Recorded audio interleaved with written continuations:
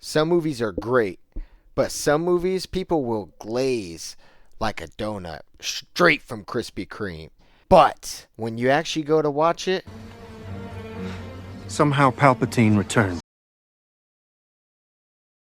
it's either alright or it's straight up trash. It just does not match the public opinion at all. Every single time I watch one of these movies where the public perception is way off, I get this weird feeling where I'm like, damn, dude.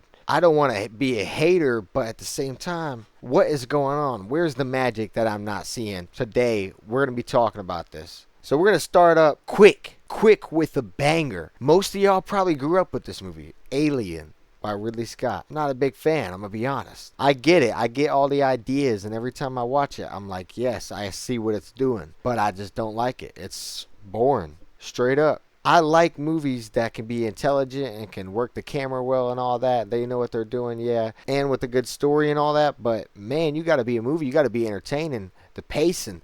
Pick up. Put me to sleep every time. If I want to go to bed, I put on Alien because I'm going right to sleep. I know I'm not going to have to fight to go to sleep that night because I'm going right to bed. Alien's on. Shit, going to bed. Next up, Saving Private Ryan. Now this ain't a bad movie. I like this movie, but I just think it's massively overrated. This is so cheese. And there's no telling who that it's naming. It's one of the most cheesy movies I've seen, but it's so like America, yeah. Even the ending of the movie, it fades out to an American flag. What is that? Inglourious Basterds is 10 times better just for this one scene alone.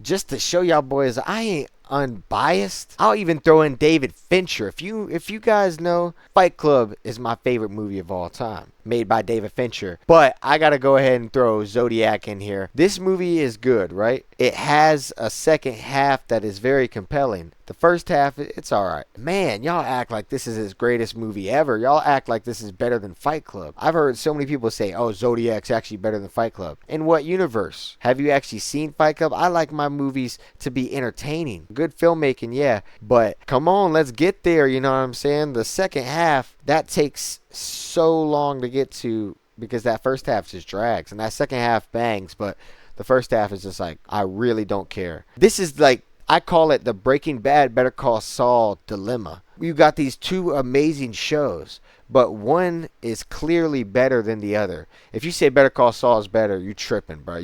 Well, who are you?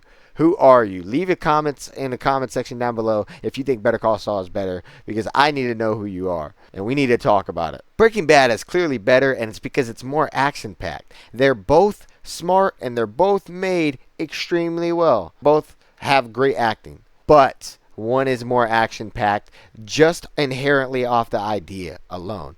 You got to have an action-packed idea. Quentin Tarantino knew this. This is why in every Quentin Tarantino movie, there's guns, there's shooting. Just like Michael Scott said. Think about this. What is the most exciting thing that can happen on TV or in movies or in real life? Somebody has a gun. That's why I always start with a gun. Dune Part 2. I don't get it. Why is this movie so beloved? It's good. I enjoyed it. It's a cheap Star Wars movie. Don't get me wrong. Dune was written before Star Wars. But this movie right here, you have these like aerial battles later in the movie where it just feels like a starship battle in Star Wars. Because the way it's filmed. And everything, and the sounds and all that. It just feels like Star Wars. And even the pacing, there's parts I like about it, and I do think it's an entertaining movie. Like, this movie doesn't bore me. I sat there and I was like, why is this guy, like, turning at this point? Like, I could see his turn coming later, but I really did not feel his turn at that point. Which is funny, because that's how people feel about Revenge of the Sith, but I don't feel that way. I'd say Revenge of the Sith is better than Dune Part 2. Easily. I haven't really heard many people put this on like top films list or anything like that. It is rated highly, and it tricked me because of that. The Long Goodbye. This movie was just so boring, man. Arnold was on screen for a few seconds. Some tale of a beautiful life. I know you'll be a star. So I was entertained then, but outside of that, I was like, what is going on? I just don't care. I'm really not into noirs. I'm not really into detective movies. Get this movie out of my eyesight. And I do like Robert Altman, though. The Player is his best movie I've seen. Next up, we got Andrei Tarkovsky's Stalker. Yeah, I did not like this. It looked good, don't get me wrong. It didn't look bad or anything, but man, it's just so boring. Like, nothing happens. It's a philosophical movie, yes. I think philosophy can be cool in movies. Why can't it be like entertaining? Can't we get me some dopamine? Like, mix dopamine with philosophy, and then you get a movie. You know, if I just wanted to listen to philosophy, I'd go and watch those guys on YouTube who just like sit around and just explain something, because YouTube just loves recommending me them, even though I don't even click on that. Lately, YouTube has been recommending stuff that people don't want to watch. That's why you got to make sure you hit the bell notifications for this channel so you get recommended every single video. All right, I've been waiting to talk about this movie. Let's talk about Terrence Malick. Once again, a philosophy guy. I'm not that big into these philosophy guys, but we need to just stay focused on making it a movie, make it entertaining. Why the hell are there long, droning shots of grass for no reason at all? There is this cool like death scene of Woody Harrelson, but outside of that, grass. And this guy just keeps going on about nature. What is it? Nature. If we shit, what came first, the shit or us? Shit is just nature. The thin brown line. And they cut Adrian Brody out of a lot of the movie. And Mickey Rourke too. Why? Alright, my honorable mention will be Thunderbolts. It's not like a movie people glaze too much.